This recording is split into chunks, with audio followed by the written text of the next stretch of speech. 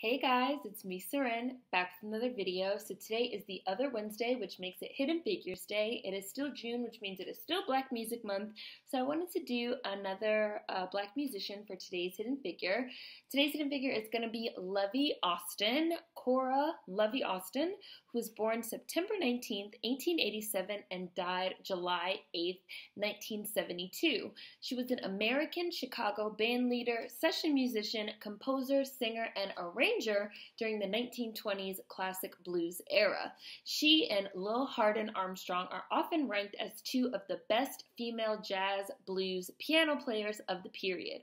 She was born Cora Taylor in Chattanooga, Tennessee, and grew up with 8 brothers and sisters. She took the name Cora Calhoun in her teens from an early marriage, as she was married for a short time to a movie house operator in Detroit, and then later married a vaudeville performer, Phillip Austin.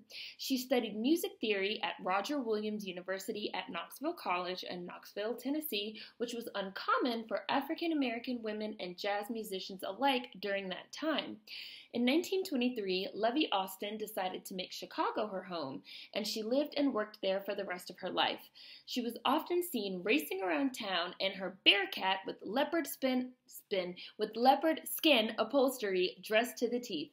Her early career in vaudeville, where she played piano and performed in variety acts accompanying blues singers, was Lovie's specialty, and she can be heard on recordings by Ma Rainey, who I've done Hidden Figures on previously, Ida Cox, Ethel Waters, and Alberta Hunter. She led her own band, the Blues Serenaders, which usually included trumpeteers Tommy Latnier, Bob Schofner, Natty Dominique, or Shirley Clay on cornet.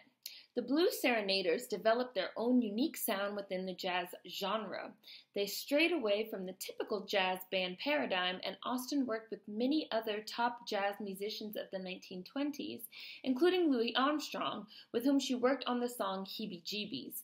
Austin's skills as a songwriter can be heard in the classic Downhearted Blues, a tune she co-wrote with Alberta Hunter. The lament of a woman with a broken heart, the song describes how the man that she loved wrecked her life. Singer Bessie Smith turned the song into a hit in 1923. Austin was also a session musician for Paramount Records, and Austin and the Blues Serenaders recorded with Paramount Records during their temporary shift from New York to Chicago in 1923. When the classic blues craze began to wane in the early 1930s, Austin settled into the position of musical director for the Monogram Theater at 3453 South State Street in Chicago, where all the T.O.B.A. acts played. She worked there for 20 years. During wartime, many jazz musicians had to find other forms of work to support themselves, and Austin was reported to be working as a security guard at a defense plant. After World War II, she became a pianist at Jimmy Payne's dancing school at Penthouse Studios and performed and recorded occasionally.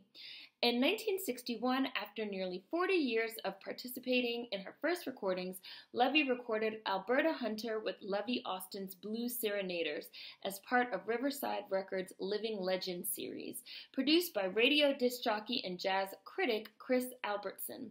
Austin's songs included Sweet Georgia Brown, Sea Jam Blues, and Gallon Stomp. She retired in 1962.